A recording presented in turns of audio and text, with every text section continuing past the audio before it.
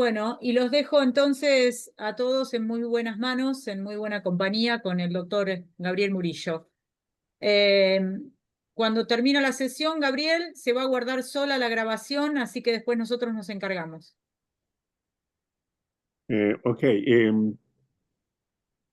dime una cosa, Laura. ¿Cuál es el procedimiento?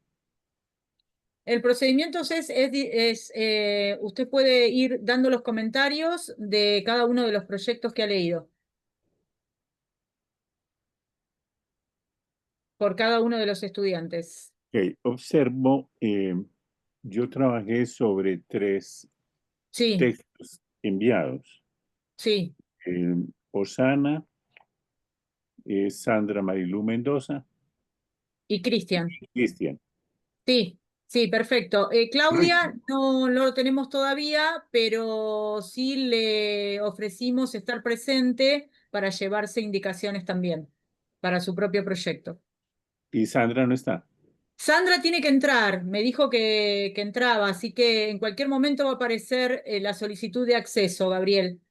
Ok, Así que está cuando usted correcto, quiera dar Laura. comienzo, yo me salgo de la sesión para que ustedes,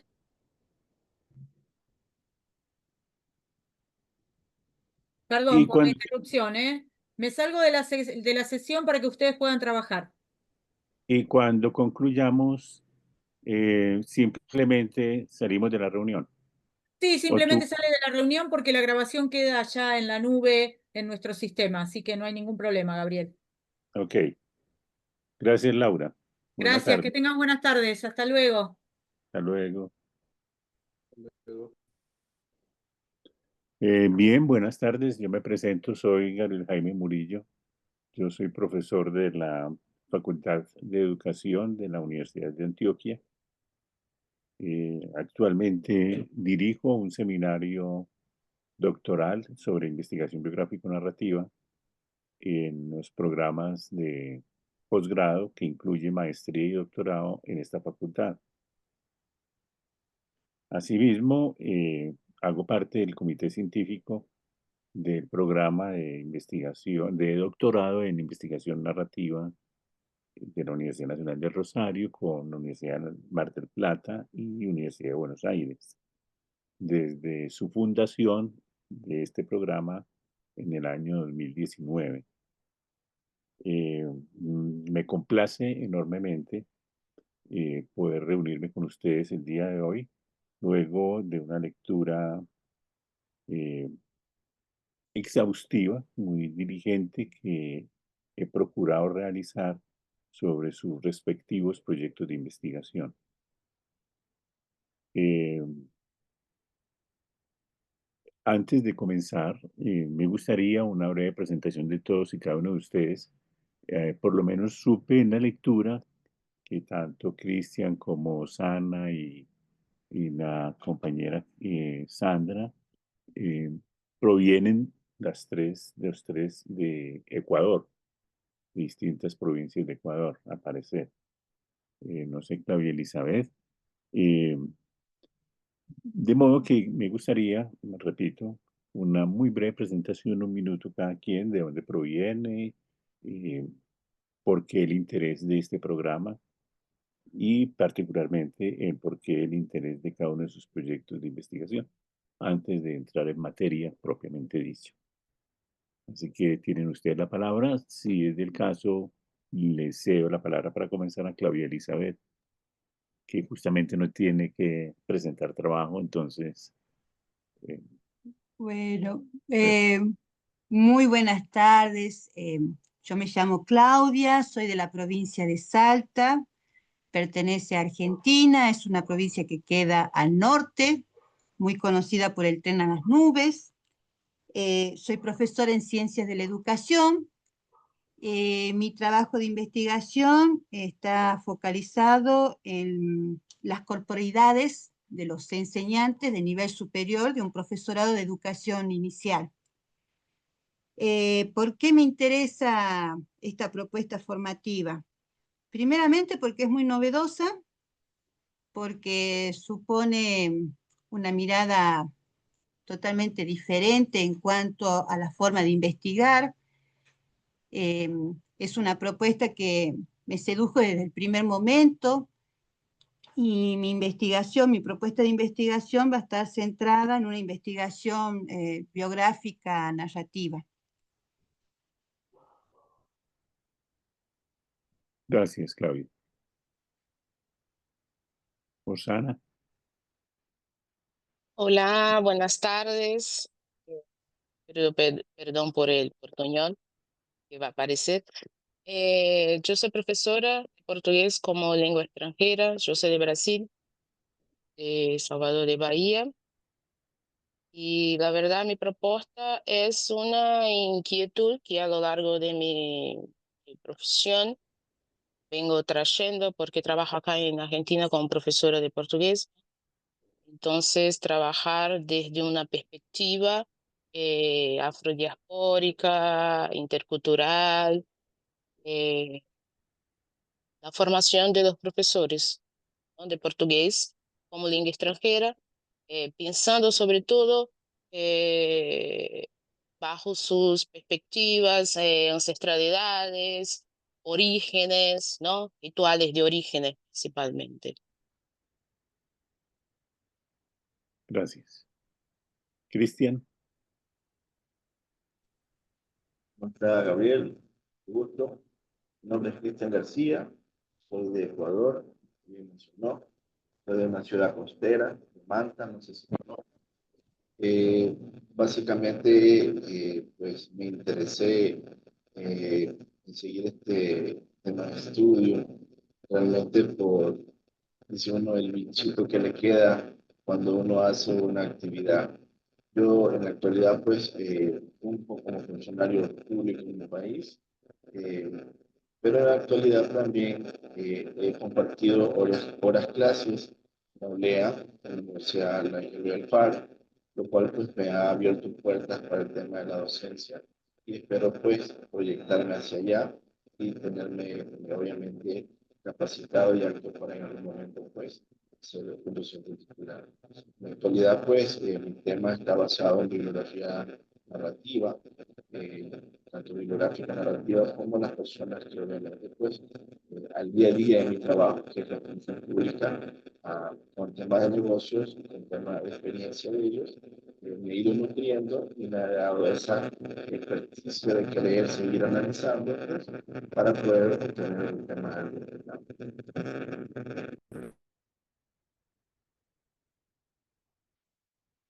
Ok, gracias. Bien, comencemos de una vez. Yo leí 3 textos que ha dicho ya que Claudia Elizabeth no ha presentado en su texto, pero es bienvenida para la reunión, por supuesto.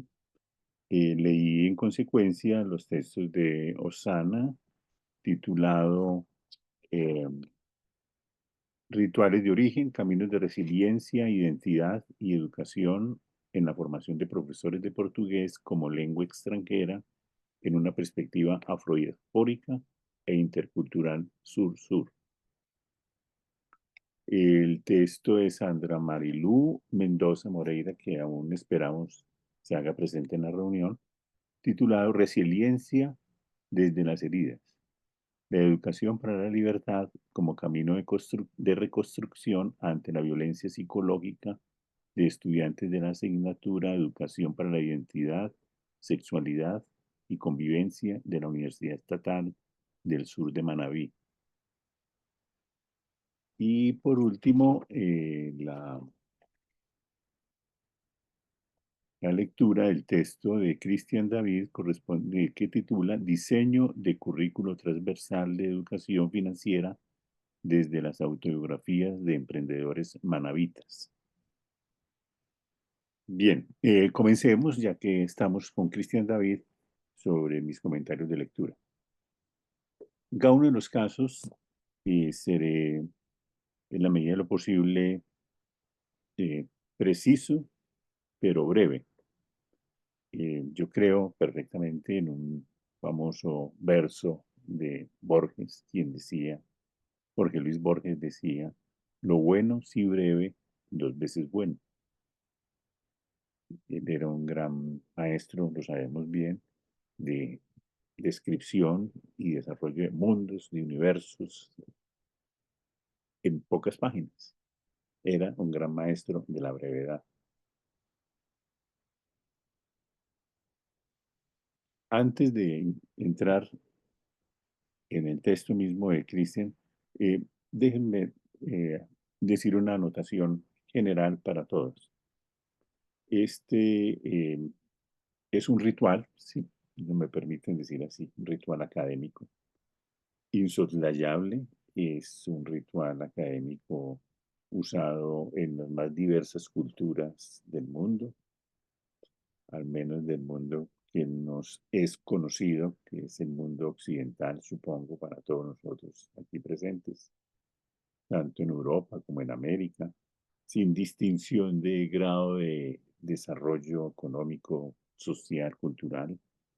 En todas las academias, este ritual es un paso obligado en el proceso de calificación profesional, más todavía cuando se trata de el máximo nivel de distinción de la formación académica como es el doctorado. Es válido igualmente para la maestría.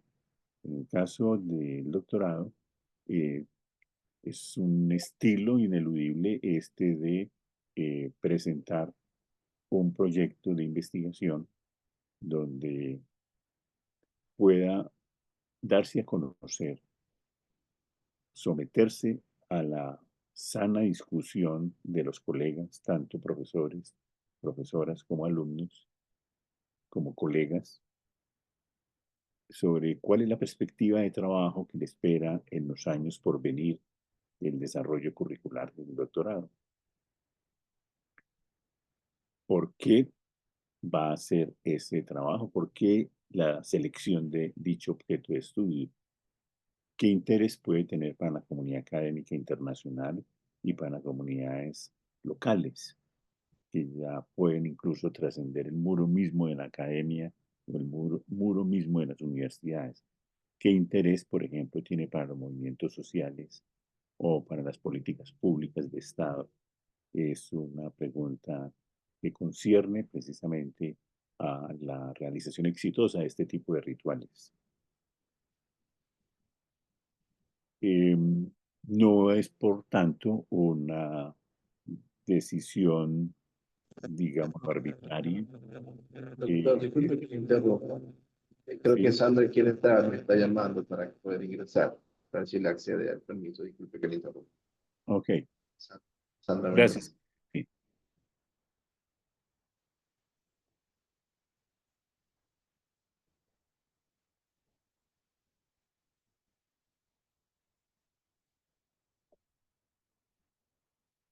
Gracias, Cris.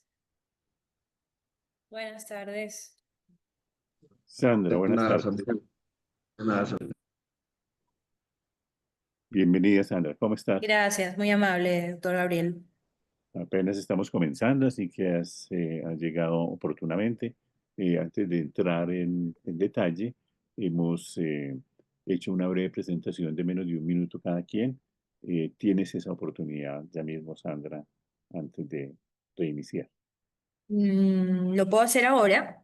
Sí, ya mismo. Bueno, muchas gracias. Mi nombre es Sandra Mendoza, soy de Ecuador, soy docente universitaria, tengo preparación en licenciatura en teología y mis maestrías están orientadas a la educación y en el área de la orientación familiar, en el área de la educación y en escuelas y todo lo que tiene que ver con el tema de la educación y la familia, ¿no?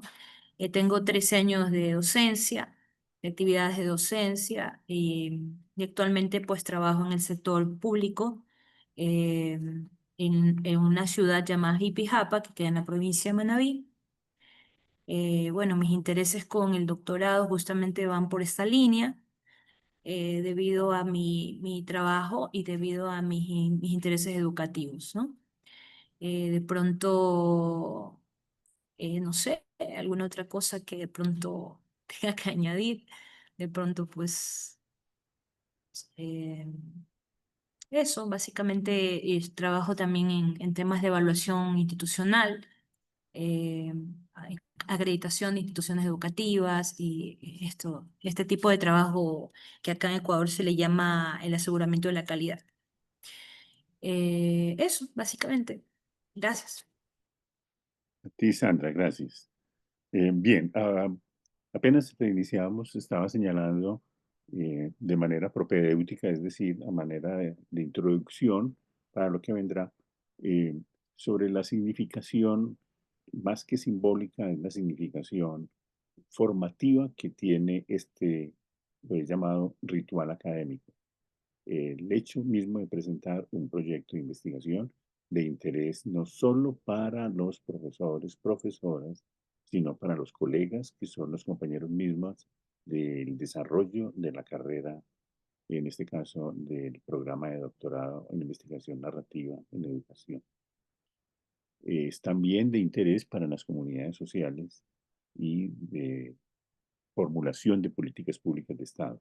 Saber qué es lo que estamos haciendo en las universidades, por qué y para qué se están formando doctores en un área de trabajo como es esta de la investigación biográfico-narrativa en educación y en sociedad.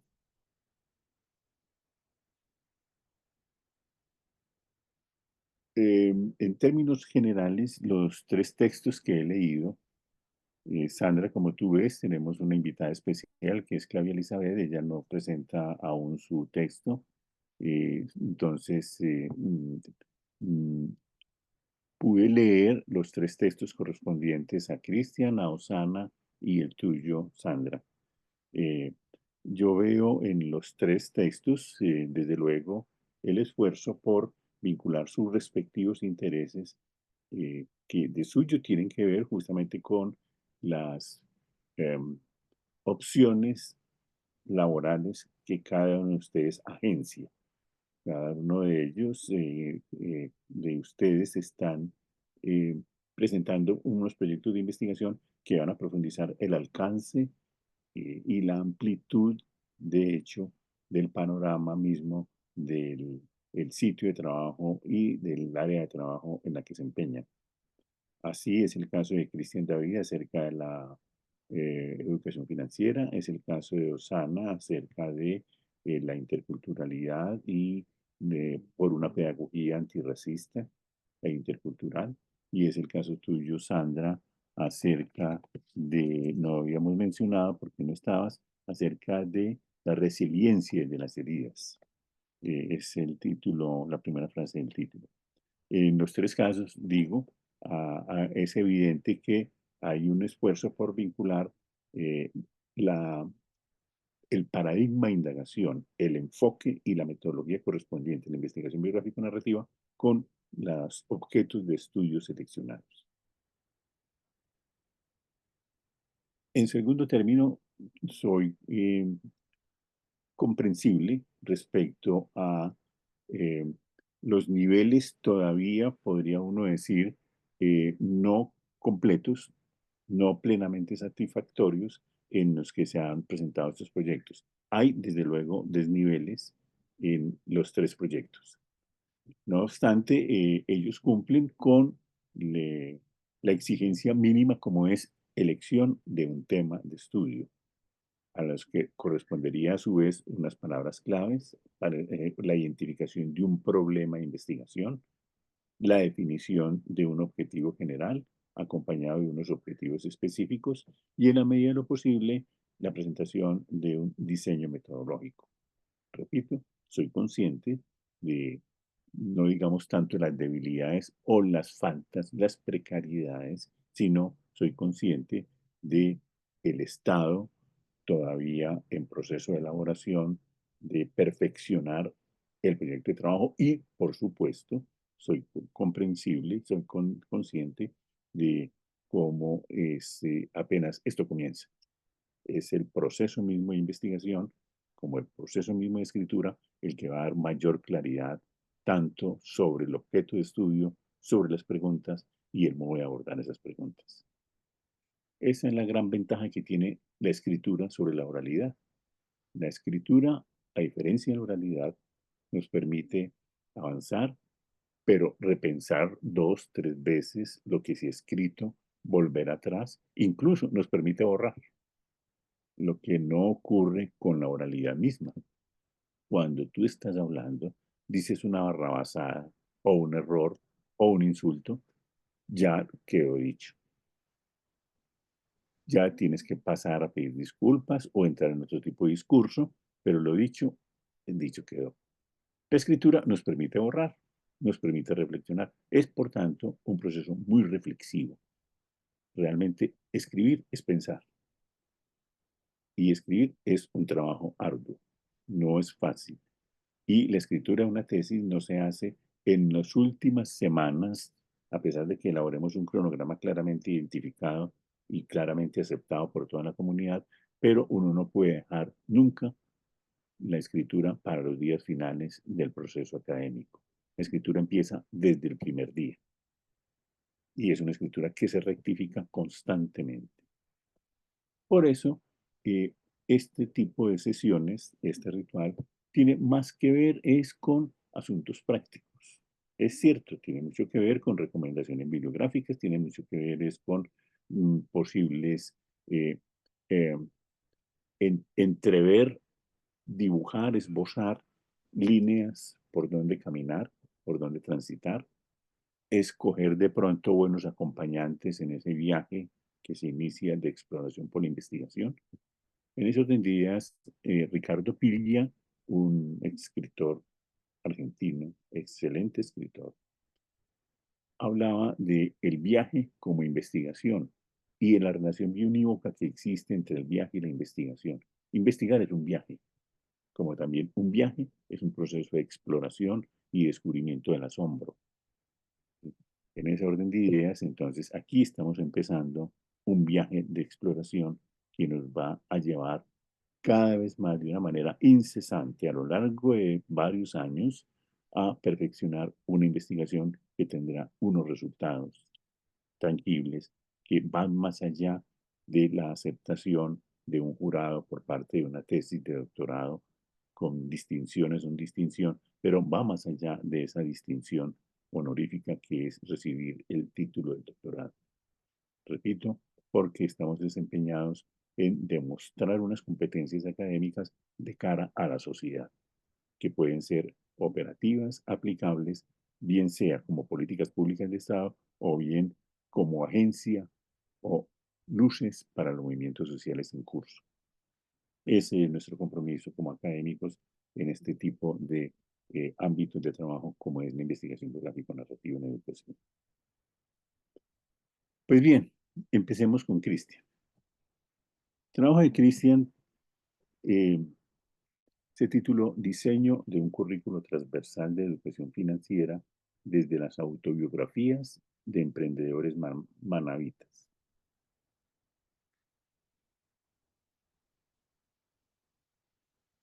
Para efectos de comprensión del texto, descompongo el texto en las 3 partes a las que se refiere el título. El título encierra 3 partes, que son 3 objetos en uno solo. 3 en 1. El primero, un diseño curricular transversal. El segundo, educación financiera. Una materia, una asignatura. Y el tercero, las autobiografías de emprendedores, es decir, de unos actores sociales particulares que son los emprendedores o empresarios exitosos de la provincia de Manabí. Hay 3 temas, 3 objetos de allí claramente delimitados. Cristian empieza por definir un marco teórico conceptual, el cual lo caracteriza, entre comillas, como un diálogo entre narrativas, currículo y educación financiera, como acaba de señalarlo. El título se descompone, el título compone esas 3 partes: currículo, narrativas de emprendedores y educación financiera, que es la materia o el objeto propiamente dicho.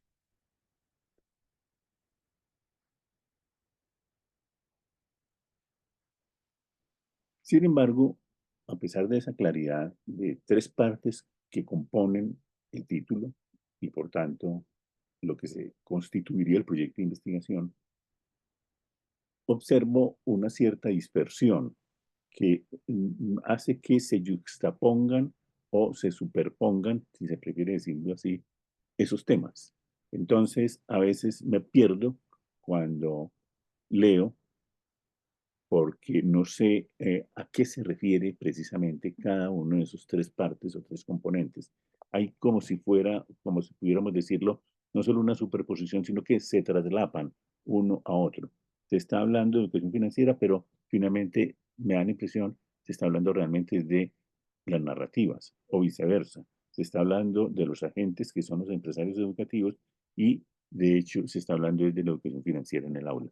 Es decir, hay una operación de traslapar. Eso puede ser un problema de sintaxis, pero puede ser también un problema de claridad conceptual. Ejemplos. Cuando se aborda el tema de cultura, diversidad y desarrollo económico o el éxito financiero o educación financiera crítica, yo veo asuntos allí muy genéricos.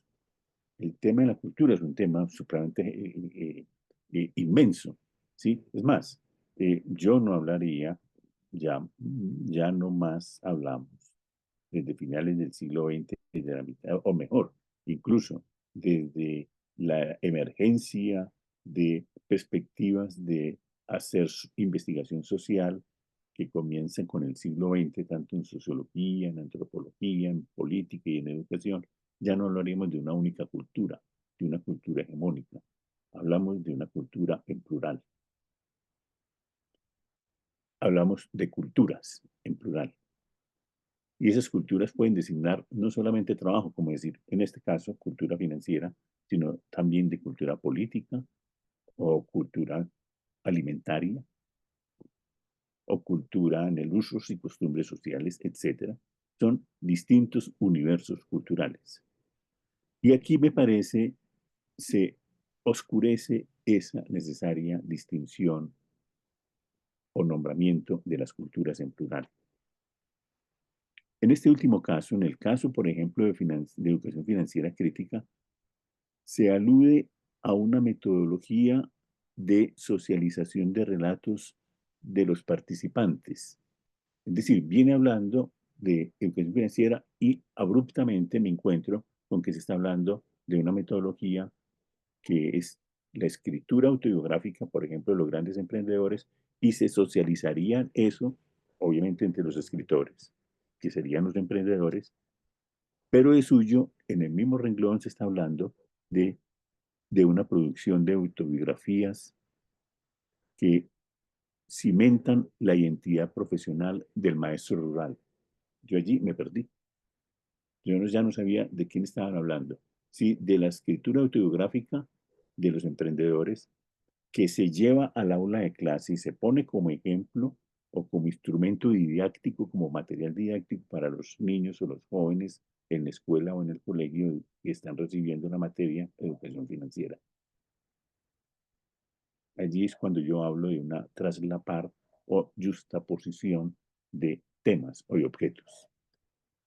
Me queda la pregunta, ¿eso es un error derivado o atribuible a cierto desorden, a cierta falta de sintaxis, de estructura del texto?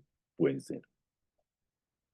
Si se lee una segunda, tercera vez, uno puede decir, esto se corrige de este modo, ¿sí? Si no es eso, entonces es un error de visión, de conjunto y de organización, ya no solamente de un texto, sino de organización de todo el trabajo de investigación.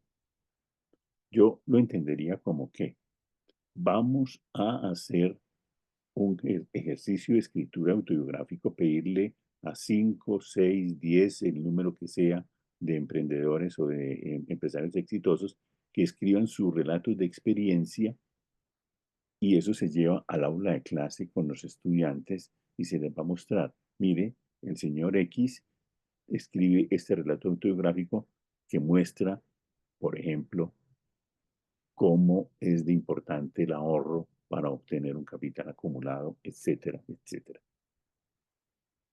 Pero allí se distinguen dos niveles. Uno son los sujetos participantes del proceso de investigación y dos es a quienes se dirige ese resultado de las escrituras autobiográficas, que en este caso sería un grupo de alumnos en una institución escolar. No entiendo tampoco, por ejemplo, qué lugar tiene allí la inteligencia artificial. Sé bien que son preocupaciones que se nos vino encima a todos los educadores del mundo, pero yo me pregunto, si cabe aquí, cuando estamos hablando de un diseño curricular transversal de educación financiera, si cabe meterse en semejante berenjenal, meterse con semejante zarza ardiente que tiene tantos factores para analizar el tema de la inteligencia artificial. Si nos corresponde eso en este objeto, yo de entrada diría no, porque eso es muy complejo. Pregunta. Es claro que el objeto de estudio es recabar y por tanto se haría un proyecto de investigación cuyo eje vertebral es obtener, entresacar los saberes de experiencia de los emprendedores. Y es un excelente trabajo. Que tenga un grupo, sabrá identificarlos, Cristian, cuántos son, cosa que hay que decirlo en la metodología, en el diseño metodológico, es decir, yo voy a trabajar con una docena de emprendedores y yo les voy a proponer hacer las siguientes técnicas, o siguientes talleres, o siguientes entrevistas, o les voy a hacer unos videos, etcétera. Ya luego se hablará de esas técnicas o métodos de trabajo más adecuados para obtener el producto que yo deseo. ¿Cuál es el producto que yo deseo?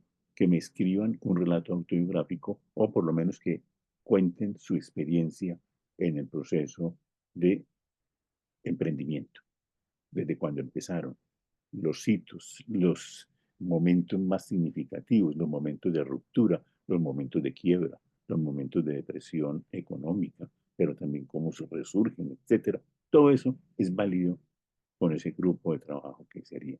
Entonces, habría que aclarar claramente, aclarar que de esos saberes experienciales de los emprendedores se va a hacer una transposición didáctica para el otro producto que es el currículo transversal. Yo debo decir eso. Yo voy a entrevistar y hacer talleres con estos emprendedores con un objetivo preciso, un objetivo específico es que me muestren ese material narrativo, ¿sí? De qué me sirve para yo adecuarlo a un diseño curricular problematizador, o aquí se llama exactamente diseño curricular transversal para la educación financiera.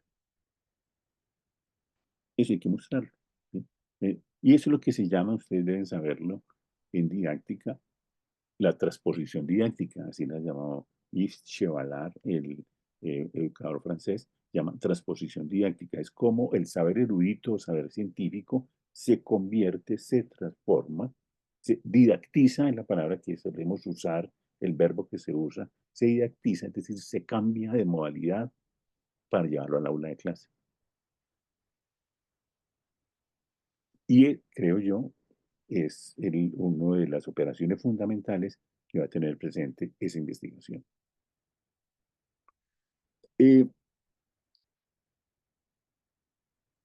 Digamos que la pregunta está hecha, pero hay que precisar que esa pregunta tiene un objeto. Es decir, un objetivo general es diseñar un currículo basado en relatos de experiencia de emprendedores. Y no solamente en los relatos de experiencia, sino, entre otras cosas, está basado en relatos de experiencia de emprendedores. Bien. Una observación que vale la pena tenerla presente, no solo en el caso de Cristian, en el caso de las otras tres, de los tres trabajos, es el número de objetivos. Yo siempre recomiendo no tener más de 3 objetivos específicos. Un objetivo general y no más de 3 objetivos específicos. Esto es un asunto práctico. Mira, los evaluadores van con un lápiz en mano, ¿sí? Y van chuleando, es decir, van, perdonen la expresión, entre nosotros habla de chulear es hacer un signo, Chequeo. señal. Checklist. Checklist, exactamente. Checklist. Voy chequeando, voy chequeando. Entonces el evaluador dice, bueno, este objetivo general, dice, sí, lo cumplió, después de que leyó las 100, 200 páginas.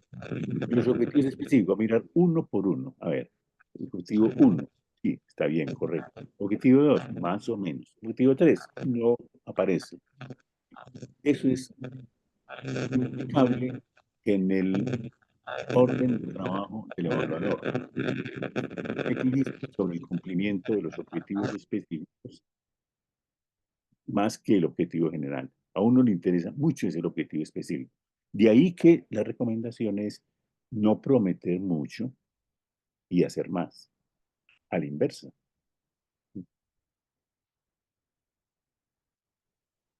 No hacer menos y prometer mucho.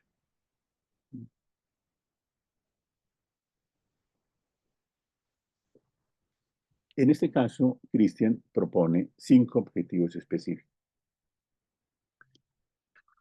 A ojo de buen cubero, es decir, a simple ojo, yo descartaría 2 de ellos para quedarme con 3. Y en principio, de una manera muy atrevida, lo digo, porque me parece muy evidente que esos 2 que voy a denunciar propiamente no están incluidos dentro de la problemática enunciada ni en el título. ¿Cuál es el diseño curricular problematizador basado en narrativas de experiencia de los emprendedores de Manabí?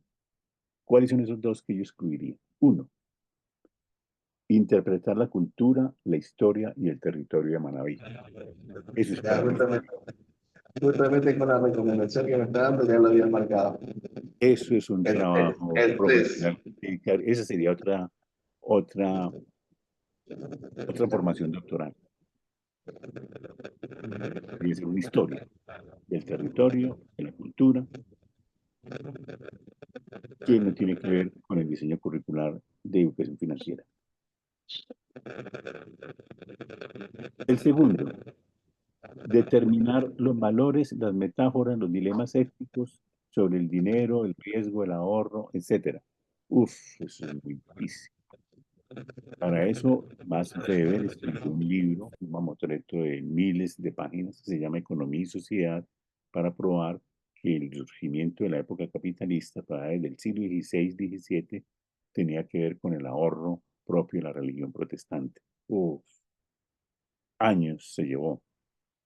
Por suerte murió con los 50 años, porque hubiera seguido hasta los 80 o 100 años de edad, hubiera seguido con el mismo tema. Eso es muy grande.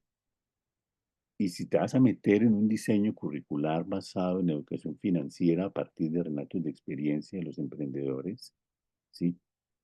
Ellos seguramente van a hablar de la importancia que tiene el ahorro, cómo asumir situaciones de riesgo, etcétera, pero eso está dentro del relato de experiencia que hagan. No te lo puedes poner como un objetivo específico porque te enloqueces. Es demasiado grande. Con esto, entonces, es un llamado a la economía de los objetivos, un llamado al tema práctico de cuál es el alcance que tengo realmente, qué alcanzo a hacer con lo que tengo. Esta es la pregunta. ¿Qué puedo hacer con lo que tengo? Siempre tengo muy presente una anécdota de Humberto Eco, el famoso novelista El nombre de la rosa, el gran conocedor de la literatura cómic del mundo, un hombre muy rico, con una biblioteca que es un palacio de 3 y 4 pisos, lleno de libros antiguos, modernos, de incunables, etc. Cuando trabajaba en la Universidad de Bolonia, el decano decano de filosofía le propuso que escribiera un manual para los estudiantes que van a hacer una tesis. Y él escribió un librito conocido en el mundo entero, cómo se escribe una tesis. Él se moría de la risa porque decía, todos los libros le han dado dinero, menos ese, porque en todas partes se fotocopió. El libro más útil de todos, millones y millones de ejemplares en todas las lenguas de cómo se escribe una tesis. El libro tal vez lo conozcan ustedes, es muy sencillo. Empieza diciendo, quien vaya a escribir una tesis se le pregunta, ¿cuánto dinero tiene? ¿Tiene dinero para fotocopias? ¿Tiene dinero para transportarse todos los días durante cierto tiempo a la biblioteca que queda a 50 kilómetros del lugar de residencia? ¿Qué libros se disponen en la biblioteca local y cuáles otros hay que conseguir por aparte? Y eso que está hablando antes de Internet, ¿sí? Ahora nos preguntamos, ¿se consigue en Internet buen material para esto? O cómo para aterrizar el caso con Cristian, eh, tengo relaciones de comunicación ágiles con estos emprendedores, viven en mi ciudad o viven cerca, son asequibles, ellos acceden a ser parte de un grupo focal o un grupo de discusión tantos días en la semana o al mes, etcétera, etcétera, asuntos prácticos. Así se construye un diseño metodológico.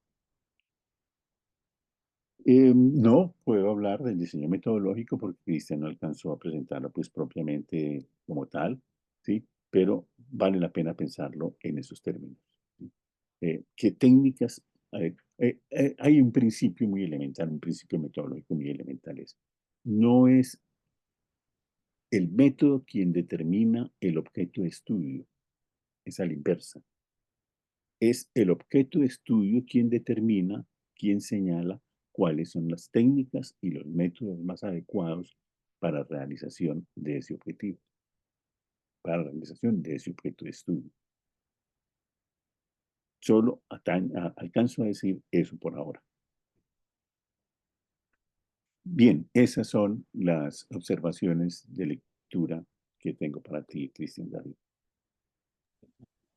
Muchas gracias, ¿Tienes alguna doctor. pregunta? Sí, tengo una inquietud con respecto al tema, ya que también lo he observado por el Discúlpame, tutor. Cristian. Veo que hay como un bucle, hay problemas con el sonido. Se alcanza como a superponer.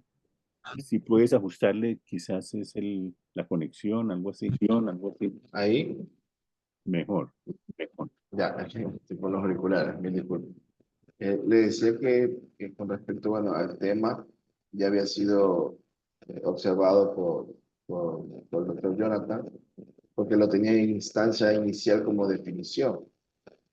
Entonces, él me observó y me dio una recomendación donde yo podía mejorarlo con mejor estructura del nombre del tema, ¿no? Entonces, me quedaba la duda en caso que usted también hizo la observación de los objetivos, si dentro del título la definición corresponde a que el tema está bien encaminado o se podría reestructurar, considerando que todavía estamos en tiempo, ¿no?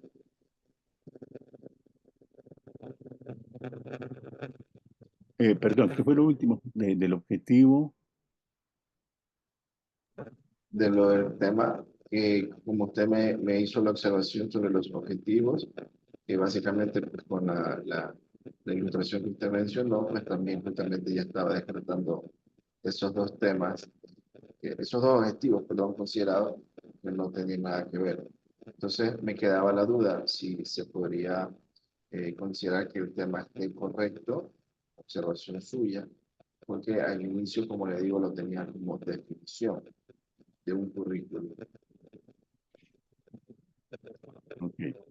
Si las colegas Sandra, Claudia o Sana tienen alguna observación o pregunta que contribuya particularmente a esclarecer la conversación con Cristian, es bienvenido.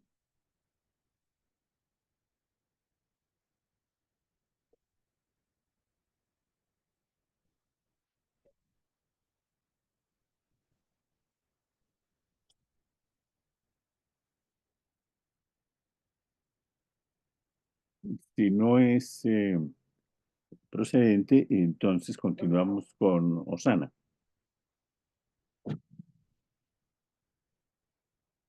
Bien, buenas tardes, Osana, de nuevo. Gracias.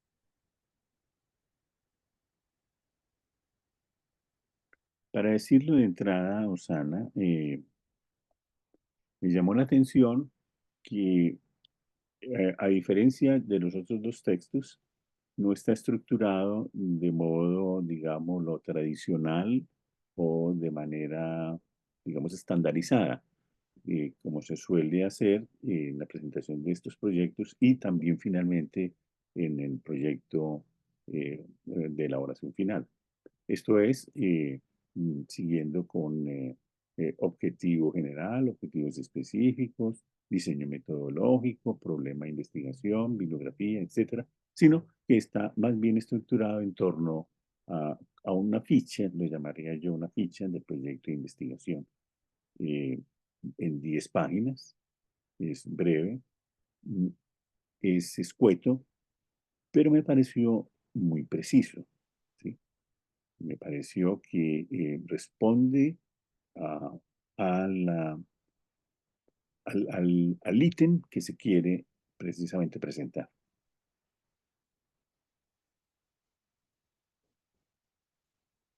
Hubiera querido, sí, poder observar la bibliografía de una manera más sucinta, eh, perdón, de una manera más explícita. Me faltó ver eso como para poder presentar, es también una suerte como de,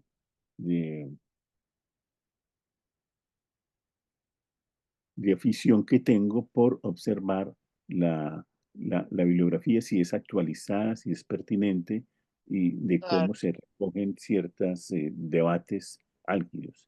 En este caso resalta particularmente es Bell Hooks y Paulo Freire como los dos autores de cabecera, sí, indudablemente, y Katharine Walsh también. que no aparece, Sobre pero no aparece Catherine, citada, no está ¿cómo? mencionada en ninguna parte. Sí, no, no está mencionado por eso, ¿no? Lo que vos dijiste, que no está ahí los marcos teóricos escritos en el trabajo, Yo ¿no? solo puedo hablar de lo que aparece allí explícito. Perfectamente. Bien. Me llamó la atención, en primer lugar, el tema y el título. Incluso me llevó a equivocarme, indujo a error. Primero porque saco yo también mis notas y aparecía como título lo que verdaderamente era el tema y viceversa. Claro. Aparecía como título lo que aparece. Y eso por el orden de aparición. Aparece primero el tema y luego aparece el título y nuestra, digamos, preconcepción, eso es un problema que tenemos, digamos, de predisposición mental, uno empieza por el título, ¿sí? Sí. Y así anoté primero título Mm, y finalmente me di cuenta, después de cuando terminé la primera lectura y pasaba a la segunda lectura, me di cuenta que el título era otro. El título es Rituales de origen, caminos de resiliencia, identidad y educación en la formación de profesores de portugués como lengua extranjera en una perspectiva fluidiaspórica e intercultural sur-sur. exacto. Se ha dicho de paso, llama la atención la repetición de la palabra resiliencia, tanto en el caso de Osama como en el caso, vamos a ver a continuación, de Sandra. Es un tema eh, que llama la atención por lo que podemos pensar más adelante. El título empieza con rituales de origen. Me quedé sin saber cuáles son los rituales de origen y a qué se denomina rituales de origen y desde dónde hablamos de rituales de origen. Y me parece que no es poca cosa habida cuenta de que este es un concepto básico, por ejemplo, en una antropología cultural. Si vamos a hablar de una perspectiva como la Edward T. Hall, cuando habla sobre los rituales, o de una perspectiva socioantropológica más amplia, de la significación que tienen los rituales en las relaciones sociales con el mundo y en la configuración de las subjetividades, y particularmente en el caso, por ejemplo, de las culturas en plural de América Latina, la gran importancia que tiene la configuración de los rituales. ¿Cuáles son esos rituales de origen? Es la pregunta que, para comenzar desde el principio, desde la primera frase del título, me llamó la atención.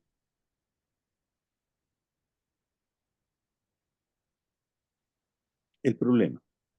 El problema es definido como, eh, eh, queda claro, una narrativa de autoconocimiento pero este es tanto un tema como un objeto general, o perdón, o un objetivo general, que es, y si aquí se define como el tema, es una narrativa de autoconocimiento y formación docente en educación intercultural, afrodiaspórica y sur-sur en la enseñanza del portugués como lengua extranjera. Y a partir de ahí se formula que el problema es el siguiente. Partiendo de las experiencias de formación, ya se dijo, mediada por una perspectiva intercultural y afrodiaspórica y sur-sur, ahí cabe decir, sí, es Catherine Walsh, indudablemente, pero también uno puede hablar de las teorías decoloniales en la línea de Walter Miñolo, Santiago Gómez Castro, yo agregaría otro colombiano que es Arturo Escobar. En general, las teorías decoloniales, aquí en la Universidad de Antioquia se está trabajando mucho también, tanto en educación como en otras áreas, este es tema de la interculturalidad y las teorías y prácticas decoloniales, tanto con comunidades indígenas como comunidades afro, aquí le llamamos afrocolombianas, y visto, esto es supremamente interesante, o con un enfoque que es también un resultado. Ya se enuncia en el mismo título, o por lo menos en la identificación del problema, uno ya se encuentra con el posible resultado que se va a derivar de la escritura del texto, y es formular las bases de una pedagogía decolonial, antirracista e intercultural. Eso es un producto ya definido y un resultado esperado ya definido en la tesis. De tal manera que eso no te puede hacer perder de vista en ningún caso, Osana, Sí, esa promesa. Es una promesa. claro. Bien. Eso nos va a llevar a que debe haber, y esto es válido desde luego para todas las tesis, todos los proyectos de trabajo, sea el caso de aludir a él en esta lectura del texto de Osana, debe haber una consistencia y una coherencia plena entre el problema, el objetivo general, los objetivos específicos y el resultado esperado. Una vez más, voy al ejemplo del evaluador. El evaluador que hace el checklist, el que chulea, no solamente la concordancia entre el problema y el objetivo general, los objetivos específicos, sino que va incluso, empieza por mirar el resultado final y las conclusiones. Mire, usted propuso hablar de una pedagogía decolonial, etcétera, etcétera. Si se ve en el texto, debe verse en todo el texto como un hilo invisible, o mejor si es un hilo visible, que pasa en las 100, 200 páginas que se van a escribir. Es claro que se está hablando de una pedagogía de economía, desde allí se está hablando. Obviamente eso no se ve en un proyecto de investigación, eso se ve en el transcurso de la investigación y finalmente en el texto final, en el texto acabado.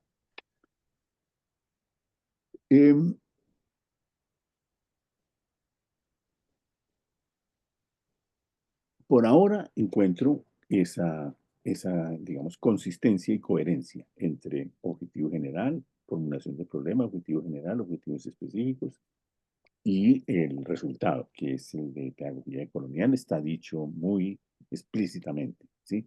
De manera que no hay manera de esconderlo ni de marcha atrás, eso ya está dicho.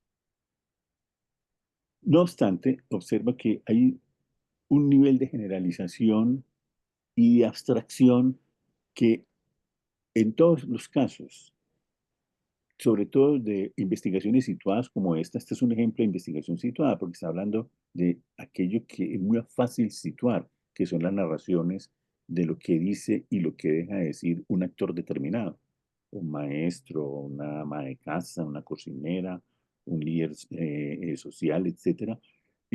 La narración, lo que se dice, hace parte de una investigación situada, ¿sí?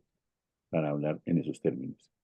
Por tanto, hace lo que lleva escrito ahora, se sitúa en un nivel de generalización que puede hacer correr el riesgo, ¿sí?, de debilitar esos criterios de consistencia, de coherencia y demostración en el plano de exposición donde se despliega la estructura con los resultados y conclusiones, porque se refiere a conceptos abstractos, pedagogía colonial, perspectiva freudespórica, es un nivel conceptual elevado. Pero, ¿dónde está el estudio de casos? ¿Dónde está? Está anunciado de una manera explícita y muy clara, y me gusta, se ha dicho, que es, perdón, corrijo, no está, yo creo que dije mal, no está explícito cómo se debe situar en el estudio de casos. ¿Cierto? Este es un estudio de casos. A diferencia del caso de Sandra Mendoza. Sandra claramente habla de estudio de casos múltiples, vía Antonio Bolívar y sus dos colegas, Fernández y Domingo. Y más en el caso de Osana, que también va a hablar de profesores de portugués como lengua extranjera en Buenos Aires o en Argentina, ¿sí? Entonces, ahí corresponden dos cosas. Una, diseño metodológico.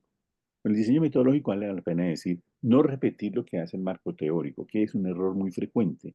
Cuando se les pide un diseño metodológico, se reitera lo que se dijo en la metodología. Esta es una perspectiva, una investigación biográfico-narrativa, por tanto vamos a hacer hincapié en las voces de los otros, etc. Pero se deja al margen, se omite lo que propiamente corresponde con la metodología. ¿Qué es metodología? Metodología viene de la palabra griega antigua metod, que quiere decir camino. Es un camino. Es decir, cómo hacer las cosas para conseguirlas.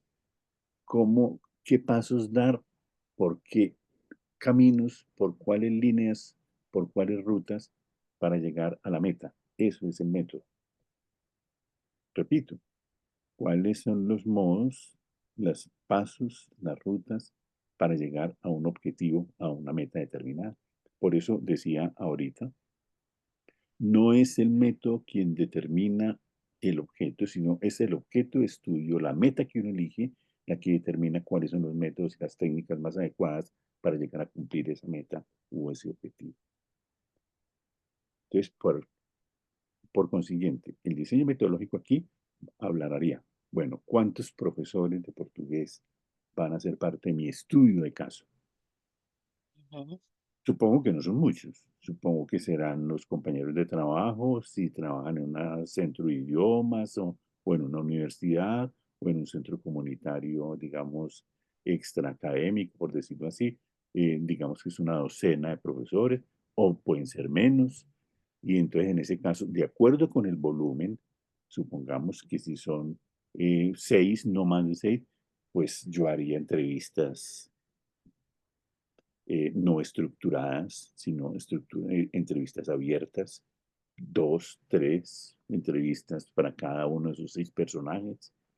Les propondría incluso, en la medida de lo posible, relaten su experiencia.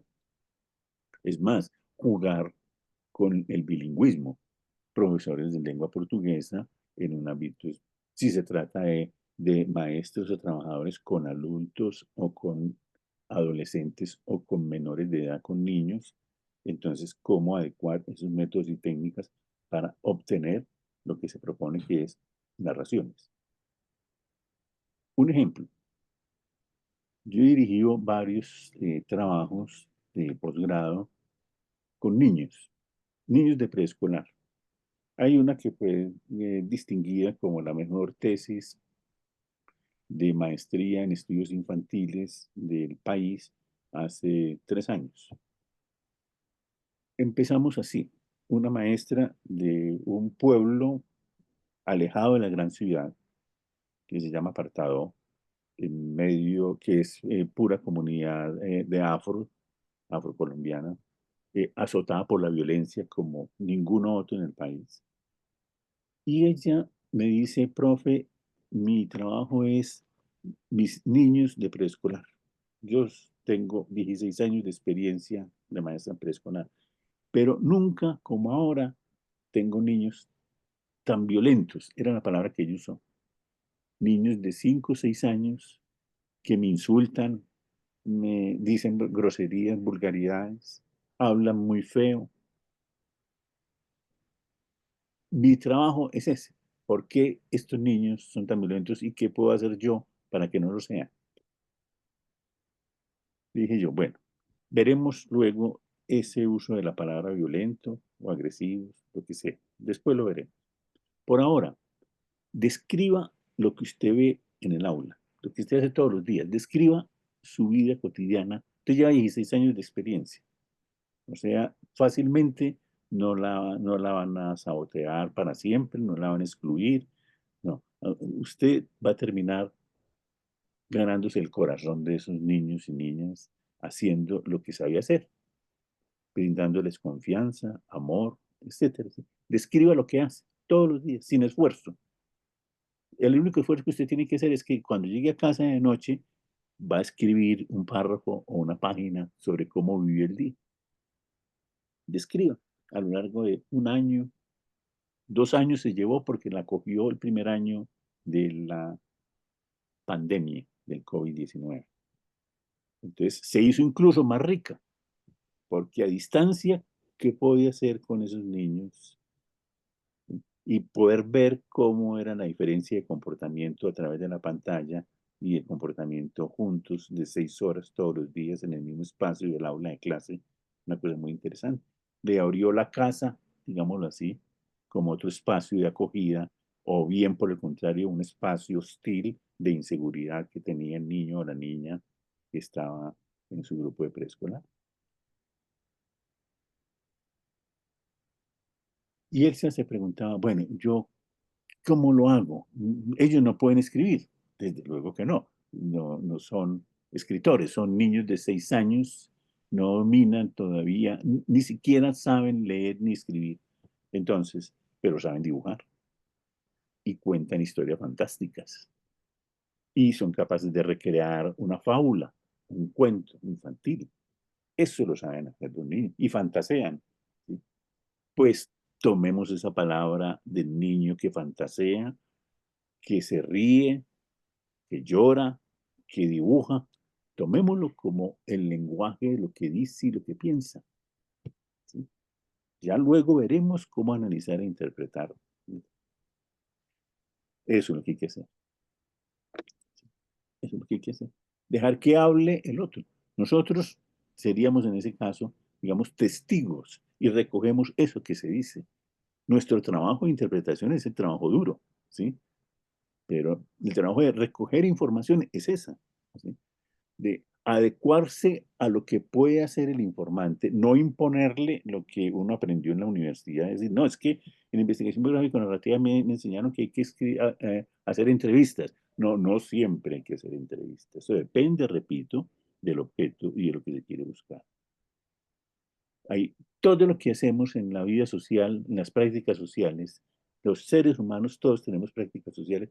El interés del investigador es cuáles son esas prácticas, descríbalas y entiéndalas en un proceso de comunicación o en un proceso de aislamiento, de soledad, según sea el caso. Creo entonces importante, Osana, mi recomendación fundamental es piensa en el diseño metodológico. ¿Cuántos profesores y profesoras de portugués o no hablantes nativos del portugués, pero que eventualmente pueden ser profesores, etcétera, etcétera? Solo tú lo sabrás. ¿Cuántos son? ¿Qué van a hacer? ¿Cómo lo van a hacer? ¿En grupo o individual o mezclado? ¿Sí? Estudio de casos múltiples lo llama Antonio Bolívar justamente cuando hace múltiples, son varios recursos, no es un único recurso, sino varios recursos. ¿Cómo cotejar, es decir, comparar distintos, digamos, actividades? Supongamos que tienes entre tus alumnos, unos son trabajadores, los otros son estudiantes, los otros son de clase alta, los otros son de clase baja, ¿sí? Digamos en Buenos Aires, la mayoría son blancos o no lo son, ¿sí? O son jugadores o no lo son, o viven en barrios del sur o en barrios del norte, etcétera, ¿sí? ¿Cómo puedes configurar grupos heterogéneos. A mí me gusta siempre tratar de establecer grupos heterogéneos cuando esto sea posible, precisamente porque una de las claves de una buena investigación es contrastar, es decir, mostrar los matices, porque el mundo es así, el mundo es plural, el mundo no es blanco y negro, el mundo es gris, de matices grises, ¿cierto? Por eso, la importancia de la heterogeneidad y la pluralidad en estos grupos de trabajo, si se trata de hablar de estudios de casos. Es una recomendación para que consideres, repito, el tema de los estudios de casos, si aplica o no aplica en tu caso. Yo creo perfectamente que sí. Sí, claro. La verdad, bueno, puedo interrumpir. Sí, bien puedes. Me quedó la duda porque yo pensaba, empecé a pensar en el proyecto, en trabajar con los profesores, en la formación de estos profesores, ¿entendés? Entonces, cuando estoy dando clases de lengua y pensar en lengua, como no solamente lengua y lengua cultura, cómo desarrollo mis clases para justamente trabajar la eh, heterogeneidad de la cultura brasileña, ¿no? Bajo una perspectiva que es una perspectiva afro y una perspectiva afro que tiene también un segmento, una línea que sea decolonial y que desconstrúa también el sistema que es un sistema colonial y eurocentrado, justamente para que quepa en esta evaluación los estudiantes, ¿no?, que son de origen venezolana, colombiana, ecuatoriana, ¿entendés? Porque estamos dando clases para todos estos tipos de estudiantes y que ellos también se sientan acogidos eh, en estas clases. Entonces existe este perfil de profesor que se preocupa con estos tipos de abordaje, ¿entendés? Y ahora recién me dijiste que estaría bueno plantear o hablar y definir cuántos profesores yo podría hacer la entrevista. Entonces, yo trabajaría con profesores de distintos lugares de Brasil, la verdad fue pensamiento, porque en cada lugar de Brasil tenemos una concepción distinta de la educación, del método de metodología de abordaje para estos estudiantes que son de distintos lugares de América Latina principalmente. Y por eso Ok, sur. sí, debes disculparme, Osana, porque yo no conozco pues en detalle Mm, con qué grupo vamos a trabajar. Yo supuse y puse el ejemplo de de los profesores y profesoras, habida cuenta del título, de que se va a hablar claro, de los profesores de portugués que como están una en lengua. formación, sí, Sí, entonces, pero ya tú decidirás si incluye profesores de Brasil, de distintas regiones de Brasil, y me gusta mucho la información que das de estudiantes de distintos países, porque claro, porque trabajamos con grupo, estudiantes de distintos países. grupo multicultural que te va a dar una riqueza inmensa desde el punto de vista lingüístico y desde el punto de vista de heterogeneidad cultural. Sí. No solamente, digamos, interétnica, no solamente, digamos, negros con blancos, mestizos, mulatos, sino de distintos países y distintos niveles sociales, económicos y culturales y probablemente políticos, ¿sí? Totalmente, totalmente, Entonces, esa exactamente. heterogeneidad, yo remarcaría mucho la idea de la cultura en plural, culturas en Ujú. plural, y ver toda esa amplitud del concepto cultural que tiene que ver no solamente pues con lo que aprendemos o sabemos, que con los libros, la música, sino la comida, eh, Sí. la medicina ancestral, ¿sí? Eh, Guión, ese respeto que tienen, por ejemplo, los bolivianos con la hoja de coca, las comunidades indígenas de Colombia, pues, no es cocaína, ¿no? Es la aplicación de la pomada como ungüento para los dolores, todo lo que enseña la medicina la biología, según los territorios donde están las comunidades indígenas, las comunidades afro, el tema de las cuidadoras, que es un tema, yo no sé si tú lo mencionas acá, no, no es el caso en No, Sandra, pero por ejemplo el tema de las cuidadoras, yo acabo de hablar una tesis muy interesante, o de trabajar como co-director de una tesis de una compañera tuya, pues es de Salvador de Bahía, ay, sí, que no. sobre la alimentación escolar, muy hermosa. Y ella estuvo acá en Medellín durante medio año comparando la alimentación escolar en Medellín, Colombia, con relación a la de Brasil. Y entonces yo conozco Bahía, me gusta mucho Salvador de Bahía, viajo con mucha frecuencia. Entonces hablábamos de eso, contrastar y qué semejanzas y qué diferencias hay. Eso es de una riqueza inmensa, ¿cierto? Eh, ¿Dónde se encuentran también? ¿Y dónde y se encuentran?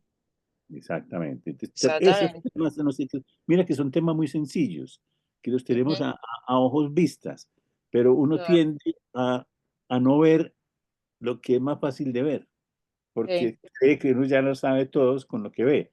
Pero si uno se detiene dos veces en ver lo que todos los días ve, algo verá de nuevo. sí. Ay, Ese qué es el lindo. principio elemental de la etnografía. Volver a Sí, ver lo que nos rodea con otros ojos. Y a mí me parece que este tema de la investigación biográfica narrativa le debe mucho a la etnografía, sin duda alguna. Hasta ahí es mi sí. lectura, Rosana. Espero ¿Cómo? lo Perdón, que... no escuché la hasta ahí última. mis observaciones. Dale, perfecto. ¿Alguien Bueno, quiere anotar? ah, Sandra, Claudia, ¿quieren alguna pregunta o una anotación que hacerle a Osana? ¿Cristian se nos fue o Cristian está por allí? No, aquí estoy. Ok. Pasamos entonces a Sandra Marilú Mendoza Moreira. Eh, el título del trabajo de Sandra, Resiliencia desde las heridas. Esa sola frase me encanta, resiliencia desde las heridas, desde, no resiliencia para, sino desde las heridas, ¿sí? Heridas que permanecen, heridas que no se borran probablemente a causa de la violencia psicológica o de los abusos sexuales, como en general de la muerte o del duelo. El duelo no se extingue, el duelo se vive, ¿sí? Eh, se analizó muy bien en la literatura de testimonio después de la Segunda Guerra Mundial que el torturado siempre será un torturado, ¿sí? El abusado siempre será un abusado, etcétera, etcétera. Aquellas víctimas de los campos de concentración, hoy diríamos los palestinos, víctimas de la violencia israelí en Gaza, eso es para siempre. Es una herida que nos cierra. Por eso me gusta esa primera frase, resiliencia desde las heridas. La educación para la libertad como camino de reconstrucción ante la violencia psicológica de estudiantes de la asignatura Educación para la Identidad, Sexualidad y Convivencia de la Universidad Estatal del Sur de Manabí. Bien, es evidente en el título mismo que hay una puesta en juego de dos modelos de educación muy claro, y no modelos opuestos, sino modelos que se acercan, se aproximan, incluso se funden. Me refiero, por un lado, a la pedagogía crítica. Permítanme, incluso a riesgo de ser discutido, acercar a Bell Hooks a la estirpe de la pedagogía crítica. Porque estoy hablando de una pedagogía crítica que es la escuela, entre comillas, o la tendencia o el bloque de eh, intelectuales marxistas o postmarxistas, tanto mujeres o desde teorías feministas como teóricos críticos tales como Henry Giroux, que creo que está citado en el texto, pero también Michael Apple, um, Peter McLaren, es decir, el modo como los norteamericanos, particularmente un grupo, no muy amplio, pero un grupo con cierto impacto en la academia norteamericana y también en la academia latinoamericana posteriormente, después de los años 70, han retomado la doctrina, el postulado y el ejemplo de Paulo Freire, ¿sí? Y lo han denominado pedagogía crítica. En el caso de Hooks, particularmente educación para la libertad, como Freire habló de la educación como liberación. La pedagogía del oprimido es una educación para la liberación o educación para la libertad, va a llamarla Bell Hooks.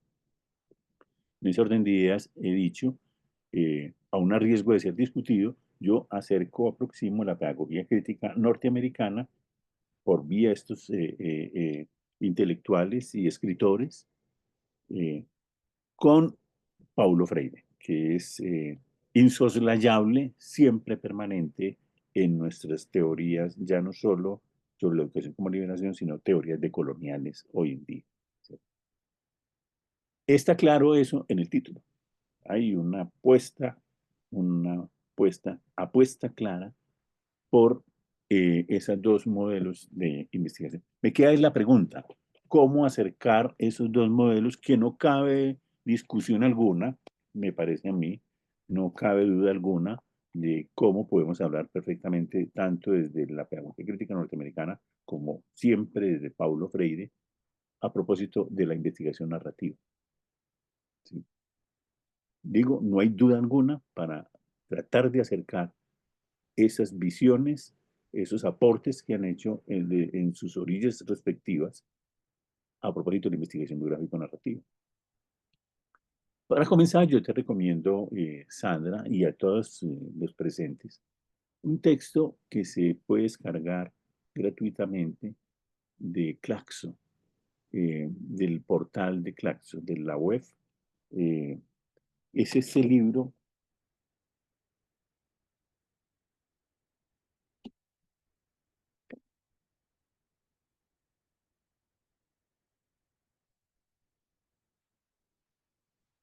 100 100 voces para Paulo Freire. voces para Paulo Freire.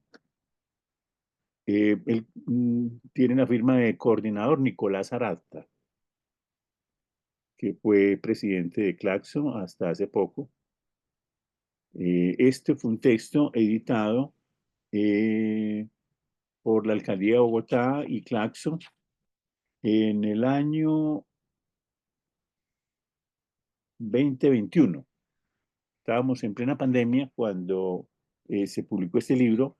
El título es 100 voces y una carta, y se ve más claramente en el aportado, se veía claramente el paréntesis, 100 voces y una carta para Paulo Freire.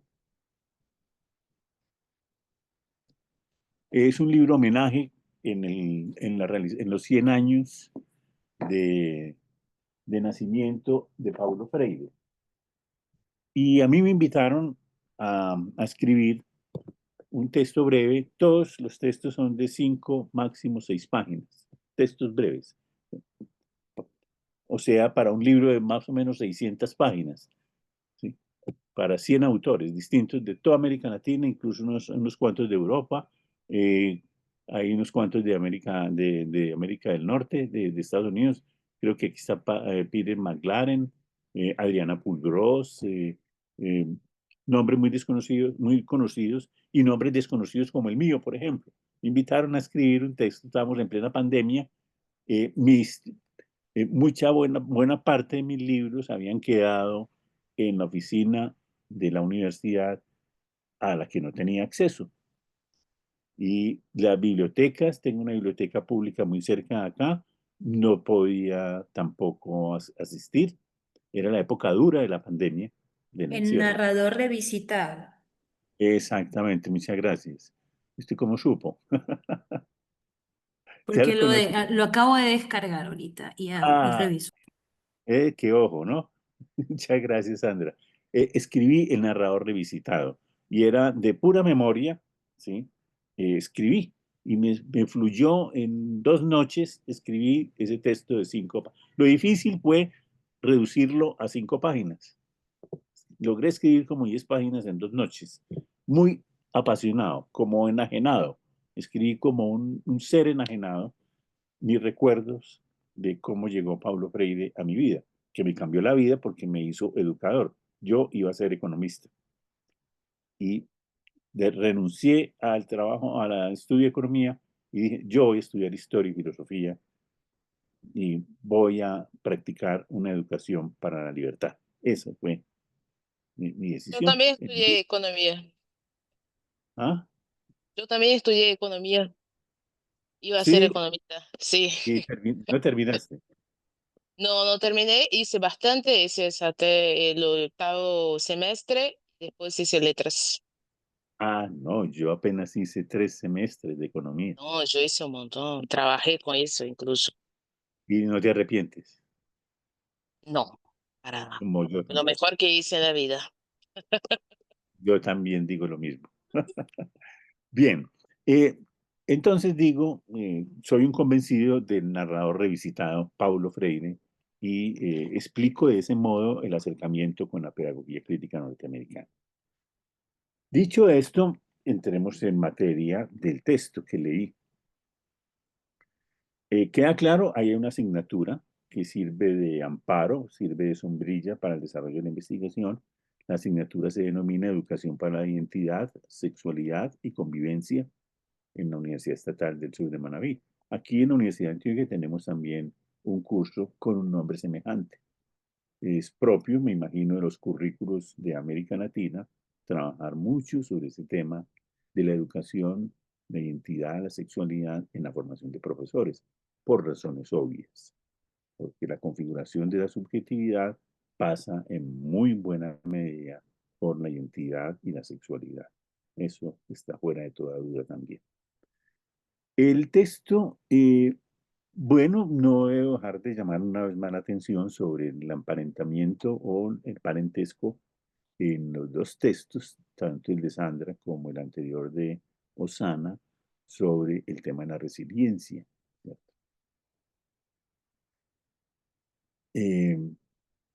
Yo solo quiero agregar que eso es propio de un país, perdón, de países, de un continente que tanto nos duele como es América. Es, nuestras heridas son históricas.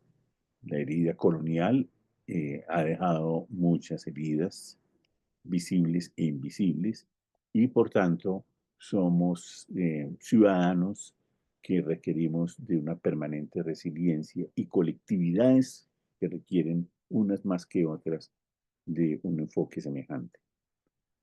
Eh,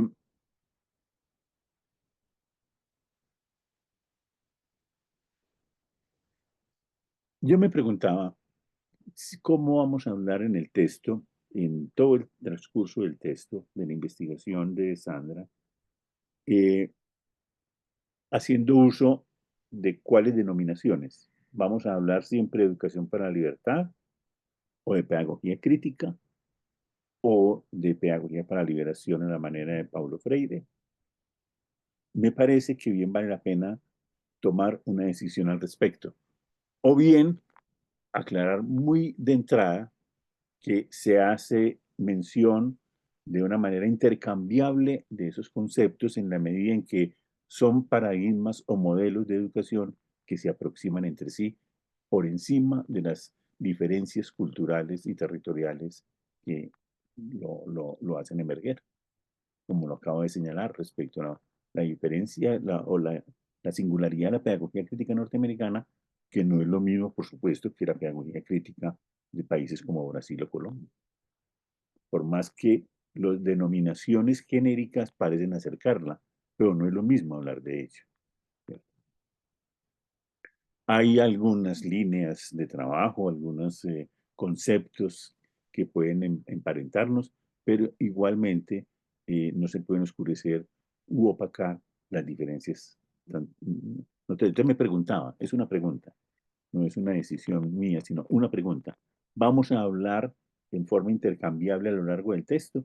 A lo mejor confunde al lector o, por el contrario, puede enriquecer la lectura de cualquiera cuando observan que hay esas miradas plurales, pedagogía crítica, pedagogía para la liberación, eh, pedagogía del oprimido, etcétera, etcétera. Bien. Eh, Señala como un objetivo general, hay una redundancia, te quiero llamar la atención sobre la redundancia en el objetivo general, que enuncia comprender desde la experiencia educativa, puntos suspensivos, sigo adelante, a la comprensión de resiliencia, coma, empoderamiento y reconstrucción subjetiva, etcétera, etcétera. Llamo la atención para corregir, rectificar, porque uno no debe decir objetivo general, comprender tal cosa para la comprensión de. Es una redundancia, ¿sí? Entonces, eh, quizás cambiar el verbo en el objetivo general.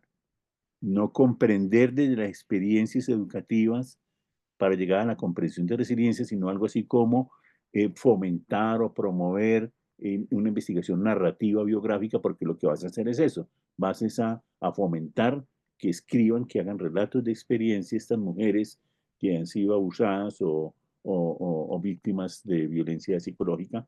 Ellas van a escribir con qué objeto. Ese es el objetivo general. El objetivo general es promover, desarrollar, fomentar, hacer circular esos relatos de experiencias, esas narrativas, porque ellas mismas, esas narrativas, van a ser liberadoras. Sí me comprendes esa observación. Bien. Sí, Ahora, sí. ahora tendré la oportunidad de que podamos conversar enseguida. Me parece notable, aquí chuleo pues con admiración, es un signo de admiración, es notable la concordancia que existe entre la pregunta, el objetivo general y los objetivos específicos. Salvo una sugerencia muy modesta, en el orden de los objetivos específicos, 4 objetivos específicos, incluso dejo en suspenso la sugerencia que hice atrás sobre 3 objetivos específicos como máximo. Tú considerarás si quitas uno de los 4, que no me parece tan fácil, porque me parecen 4 objetivos específicos muy bien enunciados, salvo si hay un orden de exposición de los 4 objetivos específicos, de tal manera que sea así. El primero es el primero. El cuarto, que se refiere a propiamente al tema del análisis de la narrativa, si no me equivoco, Sí. Análisis de los informe, relatos. debería ser el segundo, porque el primero es promover los relatos. ¿Sí? Segundo, analizar esos relatos. Y el tercero, tal como está, y el cuarto sería el segundo, como lo tienes hasta el momento. Esa simple sugerencia modesta, porque me parece más congruente en el orden de exposición de los objetivos. Estoy viendo muy mal, tengo una luz muy precaria, así que me verán acercando el cuaderno a los ojos.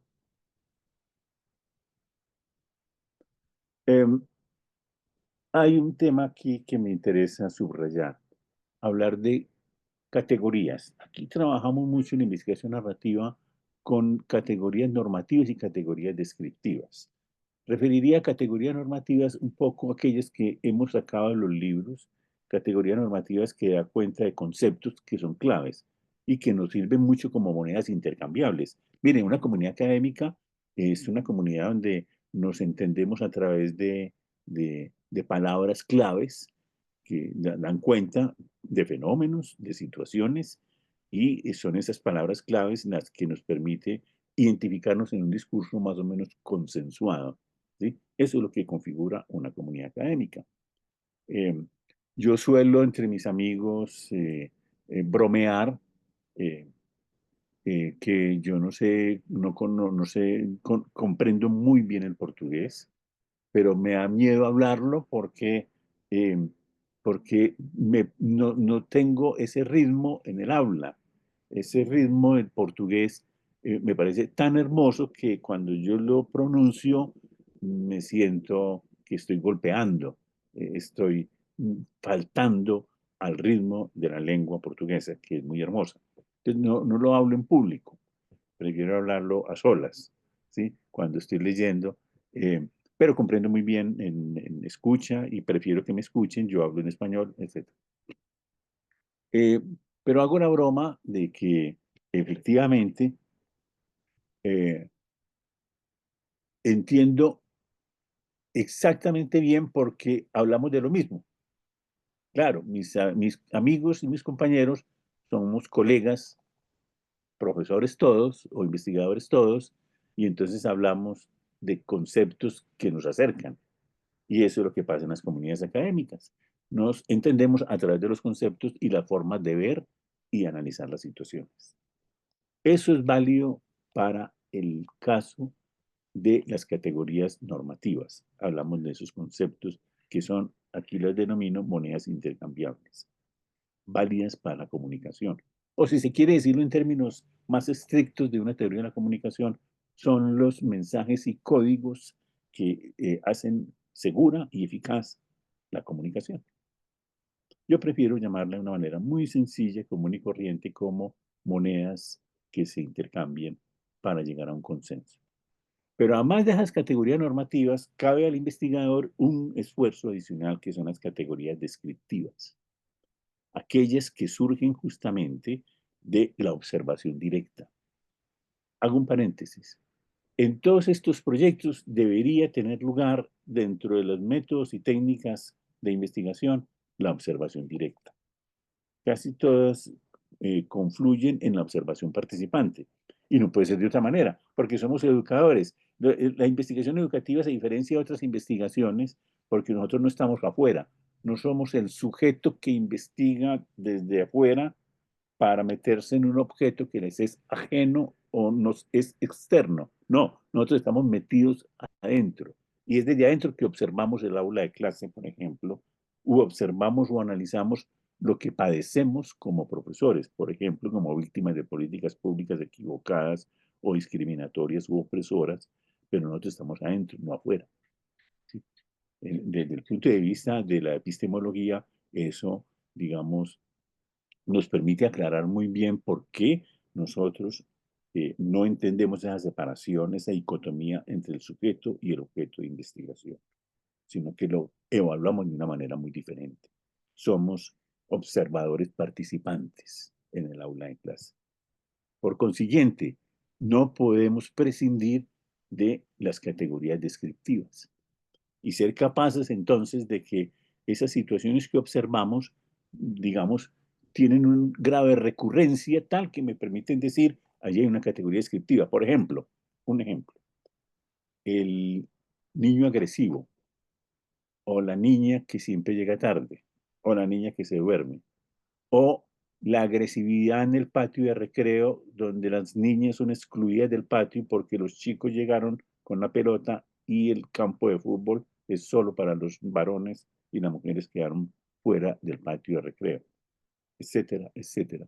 Categorías descriptivas, por ejemplo, de una vida cotidiana en una escuela de primaria. En fin. En el caso de la universidad, también tendrán la opción de hablar de categorías descriptivas. ¿Sí? Y los hombres se sientan juntos en un rincón y las mujeres a otro lado. ¿Quiénes son los dueños de los espacios más ventilados del aula de clase? Etcétera, etcétera. Solo la observación que se traduce en categorías descriptivas puede hacer posible eso. Digo esto en relación con lo que tú llamas prácticas transformadoras.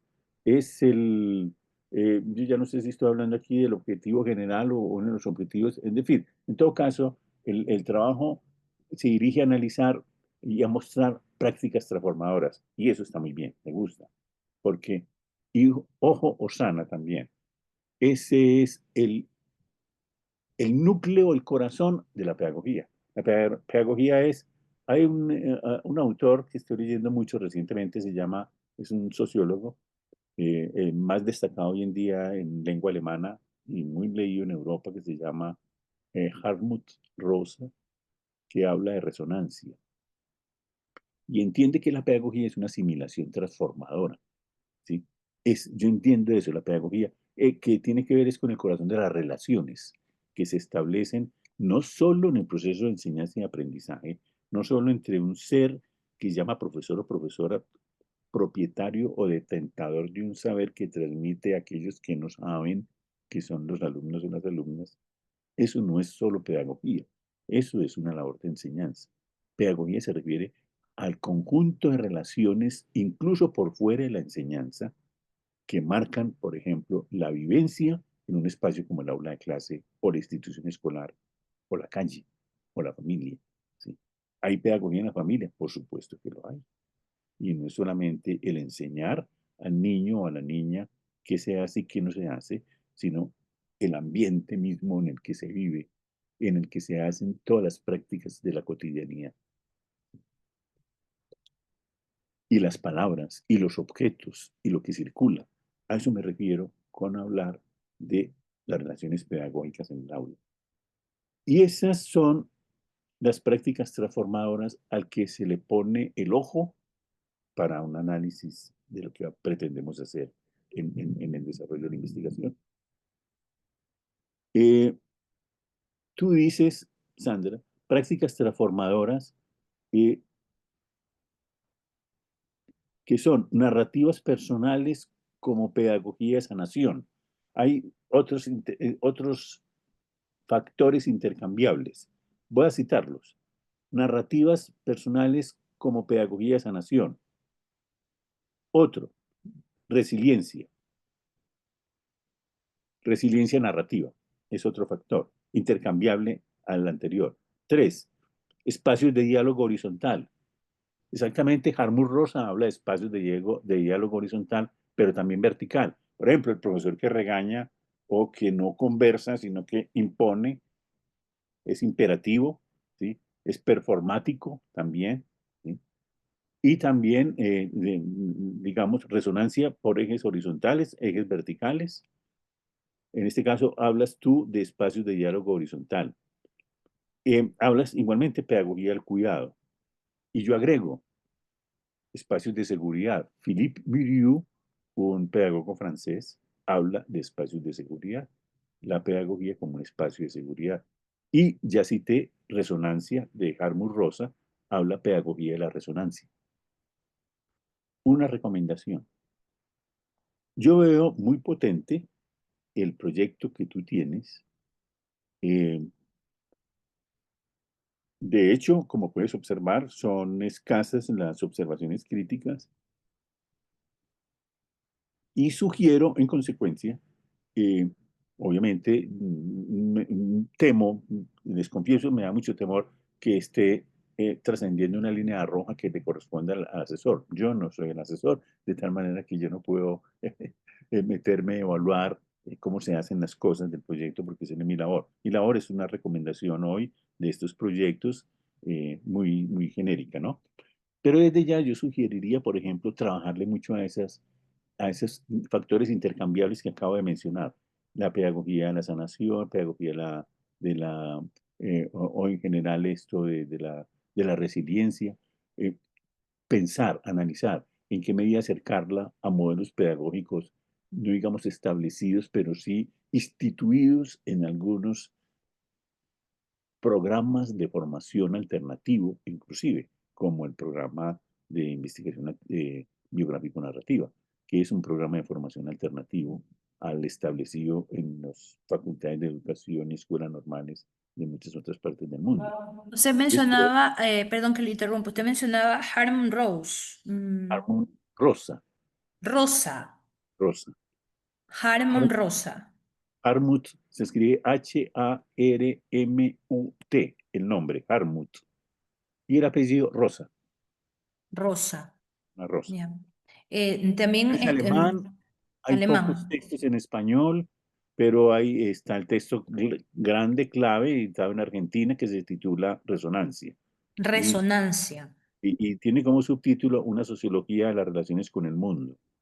Hay ahí unos capítulos maravillosos. Uno, alguien hablaba ahora, yo ya no recuerdo, Claudia Elizabeth, que va a trabajar sobre corporalidades. El primer capítulo es sobre corporalidades, donde habla del acto mismo del nacimiento. Aquí hay un colega mío que llama Abadio Green Stockel, ese líder indígena, Gunaduli, está hablando de pedagogías del vientre. Muchas de las comunidades indígenas hablan de pedagogías del vientre, etcétera. Habla de eso, habla luego de qué significa el acto de nacimiento, qué significa estar de pie, qué significa comer y beber, llorar y reír, y para mostrar cómo desde la corporeidad misma en el proceso de crecimiento y desarrollo de una criatura, de un bebé, allí está gestándose un espacio de resonancia con el otro, con nosotros, que son los padres, los hermanos, los amigos, los familiares y el mundo en general. Y eso lo sabemos los educadores. Es la infancia, la crianza en la infancia, la socialización primaria, que marca esa posición del cuerpo sujeto ante el mundo. Y se va a desarrollar ya en el transcurso de una vida adulta, en el transcurso de una formación, es una pedagogía de resonancia o no. Cuando uno se rompe, cuando hay depresión o cuando ya hay actitudes antisociales o absolutamente anómicas, cuando ya se rompe toda relación con el mundo, es que no hay una relación pedagógica plenamente con el mundo. Es muy bello ese libro, leído desde esta perspectiva, que es una perspectiva de educadores. Y agrego, por ejemplo, tú hablas de pedagogía del cuidado, o deberíamos hablar de pedagogía del cuidado. Mire, es que incluso si uno lee a Max van Manen, el fenomenólogo de la educación, Max van Manen muestra cómo desde las lenguas indoeuropeas, empezando por el alemán, seguida por, él es de origen de Países Bajos u holandés, que hizo toda su carrera en Canadá, ya es jubilado, que él tiene un libro famoso, el del tacto pedagógico o tacto de la enseñanza, un libro muy bello. Él habla de pedagogía del cuidado, el cuidado. Hoy en día, ustedes saben, estamos hablando de economía del cuidado también, y particularmente para atender a, la, a, la, a las deudas históricas que tienen las sociedades con las mujeres, que han invertido gran parte de sus vidas en cuidar a otros, no solo a los adultos mayores, sino a los bebés, ¿sí? Sacrificando su propio tiempo de formación o tiempo laboral para cuidar a otros. Entonces, hoy la pregunta clave desde el punto de vista macroeconómico es cómo resarcir esa deuda con las mujeres de aquí en adelante. Por ejemplo, en Colombia, el proyecto de este gobierno que se va a acabar y quién sabe pues si se acaba por muchos años o llega otro, otro presidente más para atrás, como está marcando el mundo. eh, Se está pensando mucho en el tema de la economía del cuidado. Y en Bogotá, por ejemplo, la capital del país, se genera un proyecto muy interesante que se llama Manzanas del Cuidado. Se refiere a espacios urbanos en el centro de la ciudad, una ciudad cosmopolita de 8 millones de habitantes como es la ciudad de Bogotá, como hay espacios urbanos donde se generan albergues o espacios donde se cuidan a los niños de mujeres que trabajan en los alrededores o cerca, eh, y etcétera, etcétera. Ese tema de pedagogía del cuidado asimilable, o en este caso, por ejemplo, de víctimas de la violencia sexual o en general de violencia psicológica, cómo pueden ser atendidas desde el punto de vista de una economía del cuidado y exigir políticas públicas, una política pública a los estados que haya presupuesto estable, plata y, y personal calificado, como pueden ser las educadoras, las psicólogas, trabajadoras sociales, de todos los órdenes, ¿sí? Terapistas, etcétera, para atender al cuidado de mujeres víctimas, etcétera, etcétera.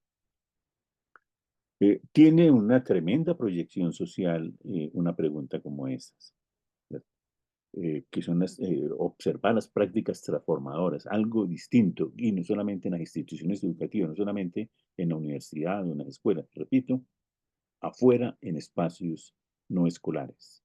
¿Sí? Para ir terminando, ya se me alargó, sobre la metodología. Claramente, Sandra, habla de estudios de casos múltiples con perspectiva narrativa biográfica. Incluso ya está pensando en un grupo de 10 a 15 mujeres de la universidad.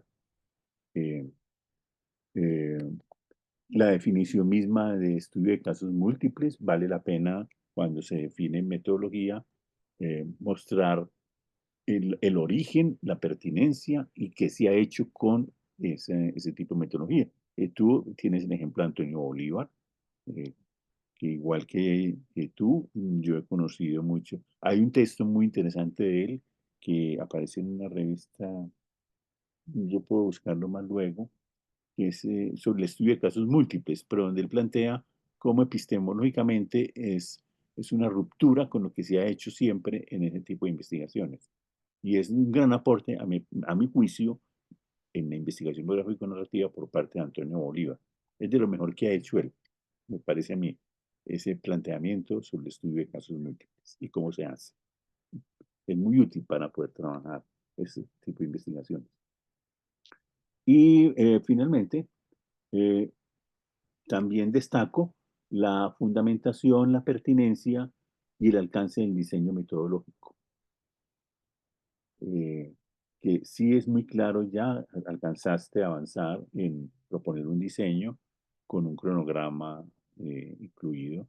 Desde luego, lo del cronograma es una cosa que solamente el investigador acompañado del asesor o la asesora puede terminar. Desde lejos, yo sí sugiero que esa parte para la recolección de información y de análisis de la información sea muy extendida en el tiempo, no dividirlo en 2 meses, 3 mesecitos, porque eso es una mentira.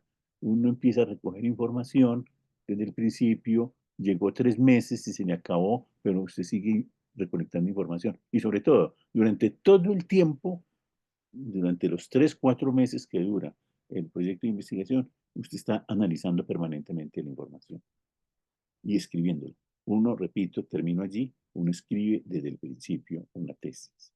Esta nos escribe al final confiando en que ya tiene todo un volumen de acumulado de información y que no es sino someter eso como meterlo a la olla a que se cocine. No, es la cocina de la tesis empieza o se pone el fogón desde que empezamos a explorar, a recoger información y a estudiar y a pensar y a escribir. Bien, ese era lo que tenía para ustedes, la lectura que yo hice. Confiando en que no haya cometido exageraciones ni errores de apreciación. Lo hice con plena facultad de contribuir para que ustedes desarrollen unos buenos trabajos de investigación. Serán todos bienvenidos. ¿Qué preguntas tienen? ¿Observaciones? ¿Tienes?